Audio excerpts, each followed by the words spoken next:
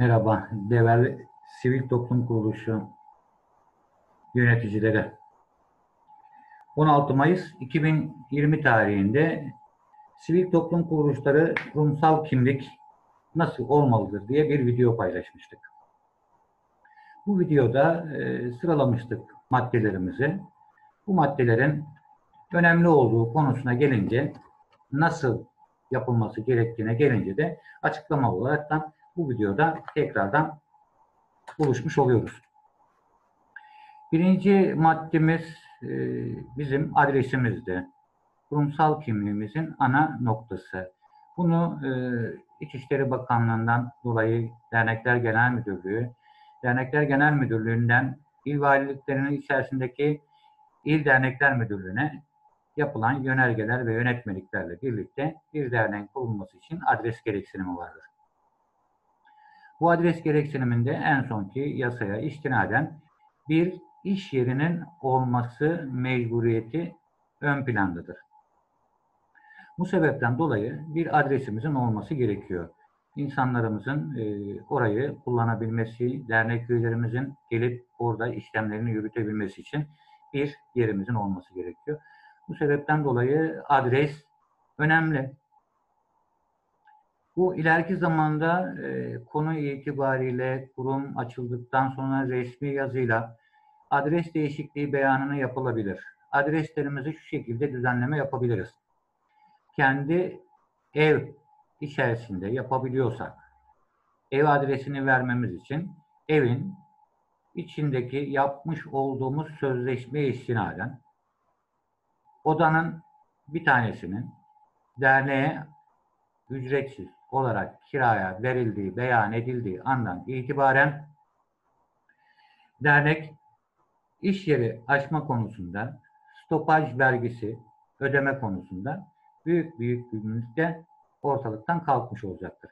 Çoğunlukla bu iş gönüllü hesabına yapıldığı için bu uygulama bizim derneklerin bir miktarda olsa stopaj vergisi konumundan muaf tutulmasını sağlamaktadır. Fakat vergi dairesinden gelen insanların sizin odanızın gerçekten derneğinize ait olup olmadığı konusunda denetleme yaptıkları zaman derneğin sözleşmesi sizin şahsınızın yer olabilir ama sizle de orayı ücretsiz olarak kiraya verdiğinize dair bir kira kontratı sözleşmesi yapmak zorundasınız. Ve üstüne üstlük eğer burası evse ev hanesinin içerisinde home office olaraktan kullanılması, odanın sadece ve sadece dernek üyelerinin burada dernek çalışmalarının yapılabileceği konusunda resmi bir belgeye de ihtiyaç vardır. Bu sebepten dolayı adreslerimizde rahatlıkla oluşturma imkanlarımız var. Dükkan tutup belirli ufak limitte gösterip kira bedelini bu şekilde de dükkanımıza, iş yerimize, derneğimizin iş yeri olaraktan gösterdiği kullanım alanını kullanabiliriz. Bunun için de devletimize stopaj vergisi adı altında belirli bir vergi ödemek zorunda kalabiliriz. Bu sebeplerden dolayı birinci önceliğimiz bizim adresimizin olması. Adresin basit yanları bu şekilde bu konumda anlatmış bulunmaktayım.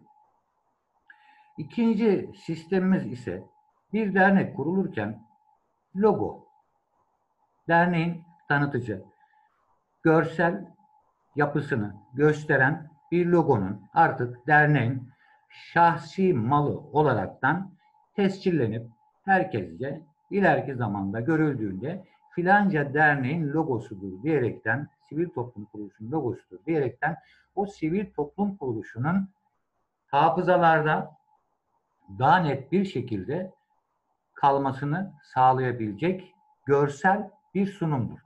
Bu görsel sunum için herhangi bir ücrete gereksinim yok. Çevremizdeki derneğimize gönül vermiş olduğumuz insanlar bu logoyu ücretsiz bir şekilde güzel, verimli bir çizimle oluşturaraktan derneğin ilelebet bu logoyu kendisinde kullanmasını sağlayabilir. Üçüncü konumumuz çok önemli. Ana konumumuz bizim mail veya diğer adıyla e-posta dediğimiz uygulama. Bu e-posta artık çağımız bilişim çağı, teknoloji çağı. Artık insanlar her şeyi yaparlarken bir yerden bir yere mektup göndermiyorlar. Mesaj üzerine gönderim yapıyorlar. Mesajlar WhatsApp veya Facebook veya diğer Twitter, Instagram bunlar değil. Bunlar resmi olaraktan belge statüsünü kazanmayan fakat mail adresi olaraktan gerçekçiliği ortalıkta olan bir konum itibariyle mailden, e-postadan diğer tabiriyle e-postadan gönderilen haberler gerçekçiliği daha fazla olan bir yapıya sahip. Bunlar örnek olaraktan verirsek bir belediyeyi veya bir resmi kurumu, bir valiliği ararken veya herhangi bir kamu kuruluşunu, yerel kuruluşu ararken aramanıza gerek olmadan bütün yerel ve kamu kuruluşlarının hangi bölümlerine gidecek mail adresleri varsa o mail adreslerini sadece kendi mail adresinize ekleyerekten bir sefere mahsus istediğiniz andan itibaren buluşmak istediğiniz, görüşmek istediğiniz, dilekçeyi yazılı olaraktan iletmek istediğiniz kuruma resmi kanal vasıtasıyla gönderme imkanınızı oluşturur. Size şöyle bir örnek verebilirim. Belediye başkanına telefon açıp da Sayın Başkanım biz şu tarihte size gelmek istiyoruz, uygun muyuz demenizin bir mantığı yok. Sizin bunu mailde güzelce hangi dernek olaraktan olduğunuzu, neler yapmak istediğinizi, konunun ne olduğu konusunda gerekli bilgiyi daha önceden yazaraktan gerekli kurum müdürü, başkanı sıfatındaki insanlarımızla görüşmeye gitmeden önce görüşmede kimlerin olacağını, hangi saatte gelebileceklerini bu konuları rahatlıkla resmi bir yazının içerisine dökerekten karşı taraftaki özel kalem müdürlüklerine veya müdürlerin mail adreslerine direktmen gönderilip randevu talebinde bulunabilirler. Bu bir resmi randevu talebidir. Resmi randevu taleplerine 30 gün içerisinde veya 45 gün içerisinde en geç cevap vermek zorundadırlar. Bakın ne diyorum size, özellikle cevap vermek zorundadırlar. Size cevap verilmediği andan itibaren bunu sosyal medya aracılığıyla kişilerin sivil toplum kuruluşlarına nasıl bir hak ve özgürlükle yaklaşımlarını bir demokrasi icabı olaraktan gösterme imkanımıza elimizde bir belge olaraktan gösterebiliriz. Bunlar defalarca şahsi olarak derneğimizin başına gelmiş hadiselerden kazanılmış tecrübelerdir. Bu tecrübelere dayanaraktan hangi kurum olursa olsun mail adresiyle randevu istemek bizim kurumsal kimliğimizin ön planda olmasını sağlayacaktır. Dördüncü olaraktan biz dedik ki resmi yazılarımızı yazacağız, göndereceğiz ama artık ana lafın üstünde kurumsal kimliğin oluşması daha farklı bir yapıya sahip olmasını gerektirir. Bu sebepten dolayı da yazacağımız dilekçelerimizi, yazacağımız yazışmalarımıza bizim antekli kağıt dediğimiz üstünde logosu olan, kimliğimizi gösteren, altında adresi olan, telefon numaramız olan, mail adresimiz olan, e-postamız diyelim diğer tabiriyle ve web sitemizin olabileceği bizim hakkımızda ayrıntılı bilgilerin paylaşılmış olduğu resmi kurumun bizim kim olduğumuzu araştırabilmesi için öncelikle yaptıklarımızı belki inceleyecekler bizden, ona göre konuşacaklar, bizi ona göre derdimize çare bulmaya çalışacaklar. Yapımızı belirten bir kağıt parçasıdır. Bu kağıt parçasının üstünde yazmış olduğumuz yazılar bizim ne kadar gerçekten kurumsal, gerçekçi yapıya sahip olduğumuzun göstergesi olur. Bu insanların gözüne hoş gözüken kurumsallığın en önemli programlarından biri sayılabilecek yapıya haiz bir ortamdır. Bunun haricinde diğer bir konuya değinmiştik. Banka. Arkadaşlar, banka çok önemli. Daha önceden bazı arkadaşlarımız bankalarla çalışmakta sıkıntılar olduğunu beyan ettiler. Neden derseniz bu sıkıntıyı biz de yaşadık zamanında. Bankada dernek adına hesap açtırdığımızda derneğimizin banka hesabının işletim ücreti olaraktan her ay bilhassa kamu bankası diğer bankalarda farklı ortamlarda oluşturaraktan belirli bir şekilde aidat adı altında, banka işletim ücreti adı altında ücret topluyorlar. Bunu biz çözdük. Ziraat Bankası derneklere böyle bir işletim ücreti vermediğinden dolayı hesabımızı diğer kamu kurumu olan bir bankadan aldık. Ziraat Bankası'na götürdük. Ziraat Bankası'nda tekrardan hesap açtırdık. Ve şu anda yapılacak bütün dışarıdan alınacak, şahıslardan alınacak paraları makbuzlar karşılığı almıyoruz. Banka hesaplarına havale etmeleri bize bağışlarının sağlanmasını daha güzel, avantajlı, kimden ne bağış geldiyse, ne aidat geldiyse bunun göstergesini çıkartmış olabiliyoruz. Bu sebepten dolayı bankada üstünde yapabileceğiniz her şey, her türlü belge delil sayılabilecek yapıya da sahiptir. Kimse size şunu söyleyemez. Elden ben para verdim veya makbuzla para verdim diyemezler. Makbuzlar korunması kolay olmayan gelir ve gider makbuzlarımız vardır.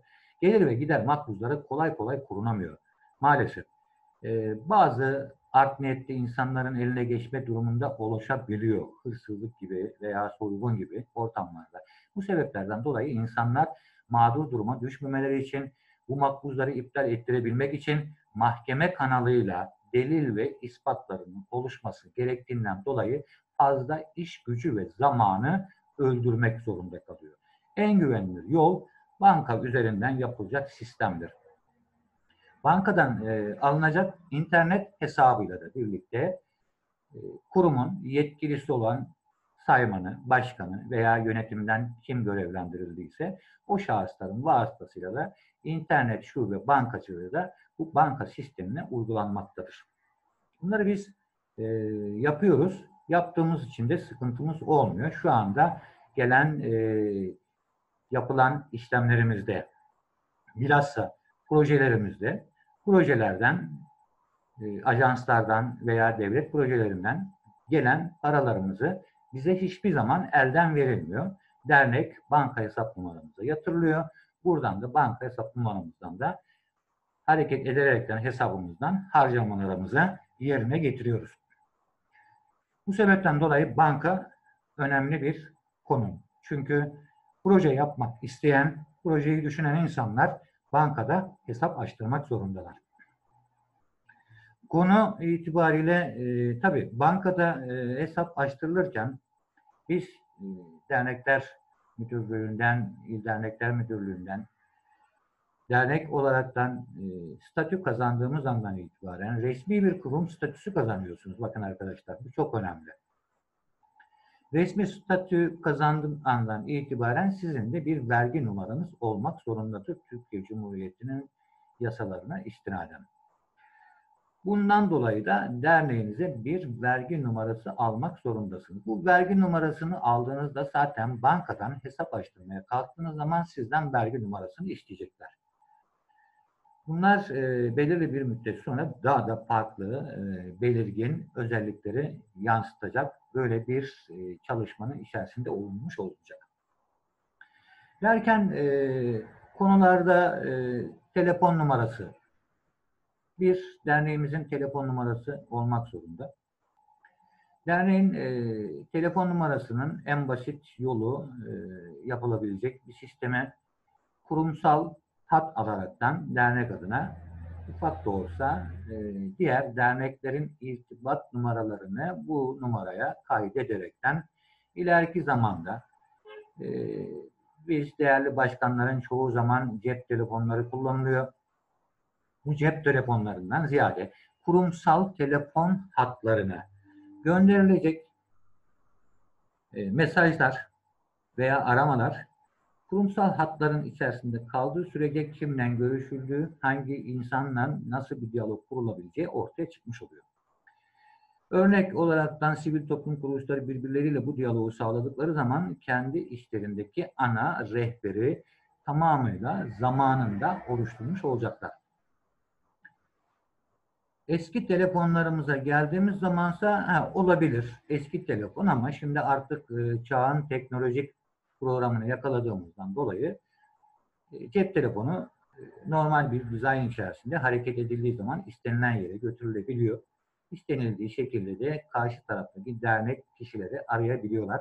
Veya dışarıdaki üye olmak isteyen veya eş dost derneği aramak isteyen, dernekle beraber irtibat sağlamak isteyen insanlar bu konularda daha verimli davranmış oluyorlar. Bu sebepten dolayı derneğin kurumsal yapısına istinaden o derneğin adına kayıtlı bir adet telefonu olmak zorunda. Bu telefonu basit olaraktan size söylemiş olduğum gibi çözüm noktasına getirilebilir. Telefonu kullanmak istemiyoruz, kendi telefonumuz var diyebiliyoruz ama her ne kadar dersek diyelim kurumsal bir hattımızın olup çünkü bugün başkanlık vasıtasıyla arkadaşlarımız tam çoğu dernek başkanının telefon numarası var. Alıyorlar, konuşuyorlar, ediyorlar. Fakat ileriki zamanda dernek başkanının yönetiminden değiştiği zaman o dernek başkanı diğer dernek başkanına küs olduğundan dolayı telefon numaralarını vermiyor. Ben gidersem işte her taraftan irtibatınız kesilir davasına giriyor. Halbuki böyle bir şey olmaması gerekiyor. Biz bunu oluşturmamak için normal derneğimize bir hatlı telefon, mobil telefon daha uygun olur. Mobil telefonu alıp o telefon derneğe ait has özelliği olan bir telefonun olması bizlere daha fazla güven, daha fazla çalışma ve bizden sonrakilere geçecek insanlara da daha etkili bir alan bırakmış olurlar. Bunun içerisinde tabii web sitemiz. Web sitesi çok büyük ücretlere haiz olan bir şey değil. Fakat güzel bir web sitesi biraz malen 1000 lirayla 1500 lira arasındaki gibi bir rakamlara tekabül ediyor. Bunun yalnız şunu şöyle diyeyim 250-300 lira civarındaki devlete ve kullanmış olduğunuz web sitesinin domenik dedikleri isim hakkı ve bu isim hakkının resmi kurumlarca tesciline harcanılan bir para. Bu her yıl bunu parayı ödüyorsunuz zaten. Onun haricinde de web sitesini hazırlamış oluyorsunuz. Web sitesini hazırlamaktaki tek bir amaç gayenin bir tanesinin özelliği şu.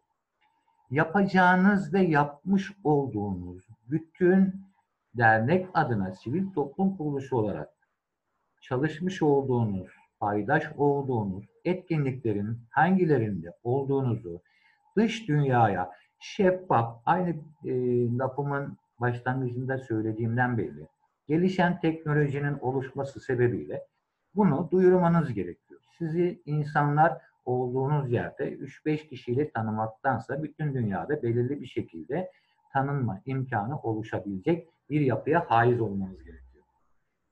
Bu sebepten dolayı bir web sitesinin oluşturulması, bu web sitesinin vasıtasıyla da derneğin yapısının neler yapmak istediklerinin veya misyon, vizyon diyoruz veya Türk dili tabiriyle ülküsü, amacı, gayesi nedir? Bunları orada okuyabiliyorsunuz.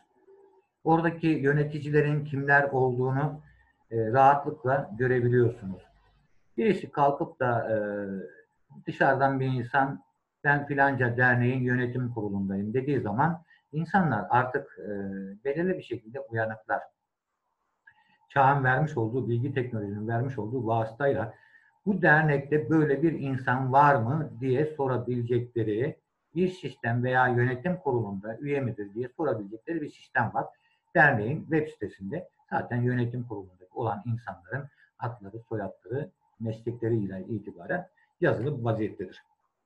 Burada bir güven tazeleme ortamı rahatlıkla oluşabilir.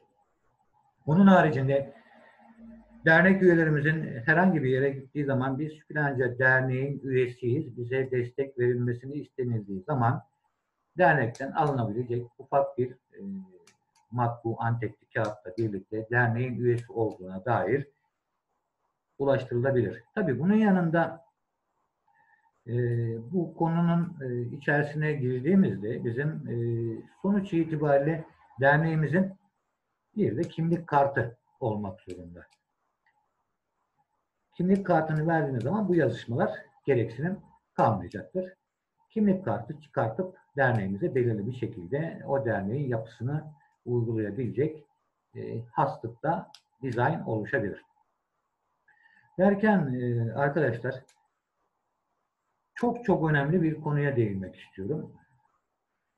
Şu anki Türkiye Cumhuriyeti yasaları içerisinde sivil toplum kuruluşu olaraktan kurulmuş olan bütün derneklerimizi ilgilendiren tek bir yapı vardır. Ve en büyük sorunlar buradan ortaya çıkmıştır. Derneklere gelirlerini kendilerini sağlayamadıklarını, tabii sağlayamazlar. Dernekler yasa itibariyle bağış veya aidat sistemi altında gelirlerini, kendi giderlerini harcamak zorundadırlar. Bunları çeşitlendirmek için yapılan çok büyük hatalar mevcuttur. Dernek ön plana çıkarılaraktan şahısların dernek ismini kullanaraktan kendi ürünlerini derneğin ürünüymüş gibi satmaları olgusu oluşmaktadır. Bu kanunen suçtur birincisi. İkincisi dernek hiçbir şekilde kar amacı güdemez. Kar amacı gütmek istediği zaman dernek kendi içerisindeki toplanmış olduğu üyelerle birlikte, yönetim kuruluyla birlikte, genel kurul vasıtasıyla bir iktisadi işletme açmak konusuna girişirler. Genel kuruldaki alınan karara istinaden tüzüklerin içerisinde iktisadi işletme kuruluşu açabilir yazısı olduğu andan itibaren yönetime verdikleri yetkiye birlikte iktisadi işletme kuruluşu açarlar. Fakat İktisadi işletme kuruluşunu açmak için gerekli olan en büyük özelliklerden bir tanesi tekrardan vergi numarası almak zorundasınız. Tekrardan ticaret odasına kaydolmanız lazım. Tekrardan adres vermeniz lazım. Tekrardan antetli kağıt yaptırmak zorundasınız. Üstüne üstlük yapacağınız kar güden işleriniz için de fatura vermek zorundasınız. Fatura almak ve fatura vermek zorundasınız. Buradan yapacağınız karı derneğinize bağış sistemi adı altında derneğinize iktisadi işletmenin kazancını yükleyebilirsiniz ve buradan derneğiniz elde etmiş olduğu iktisadi işletmesinin elde etmiş olduğu geliri dernek gider olaraktan kullanabilir. Bu çok önemli. Bizim şu anda Türkiye standartlarındaki çoğu sivil toplum kuruluşu bulunan arkadaşlarımızın çoğunun iktisadi işletmeleri yok.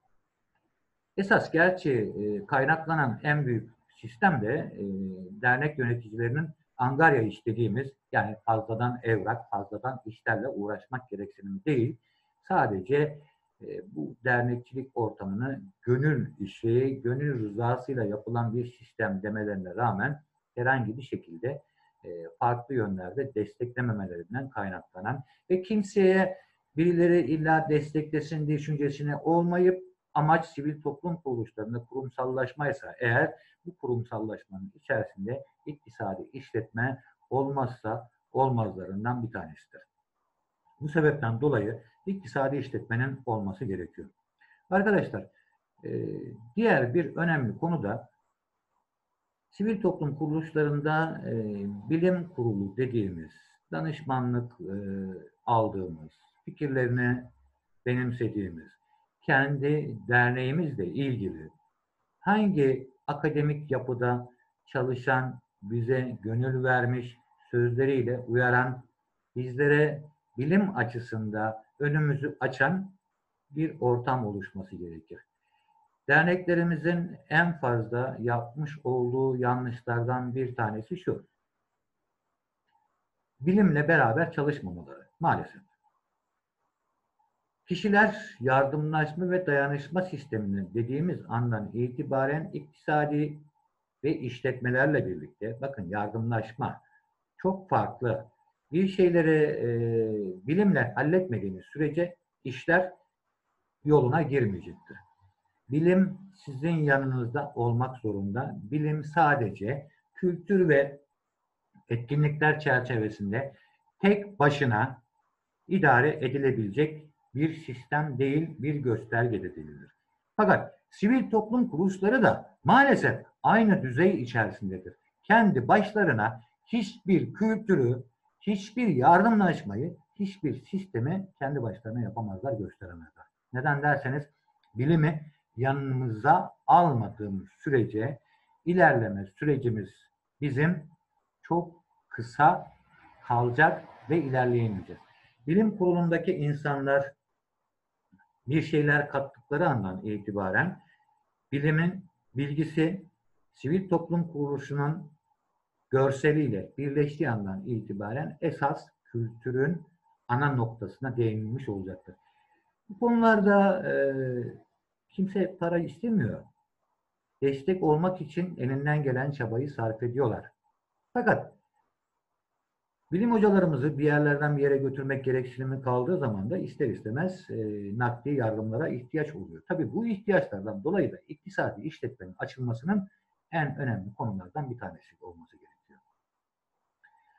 İktisadi işletme çok önemli. Hayat damarı, sivil toplum kuruluşlarının atar damarı. Bu olmazsa sivil toplum kuruluşunun bir işlevliği hiçbir şekilde gerçekleştirmede ileriye gidemeyecek, her zaman için tökezleyerek kalmak zorunda kalacaktır. Şu an için sivil toplum kuruluşları başındaki çoğunlukla başkan arkadaşların veya yönetimdeki arkadaşların varidatları iyi olabilir ama varidat bir yere kadardır. Aynı şeye dönecek. Afrika'daki aç insanlara götürüp yiyecek veriyorlar. Aç insanlara neden yiyecek veriyorsunuz da neden bir fabrika veya yiyeceği nasıl temin edeceklerini öğretmiyorsunuz? Saygılar dilerim. Bizler bir şeyleri öğretmek için var gücümüzle çaba sarf ediyoruz. Bu söylediklerimiz bir sivil toplum kuruluşunun kurumsal kimliğinin içerisinde olmazsa olmazlarındandır. Saygılarımla beni dinlediğiniz için teşekkür ederim.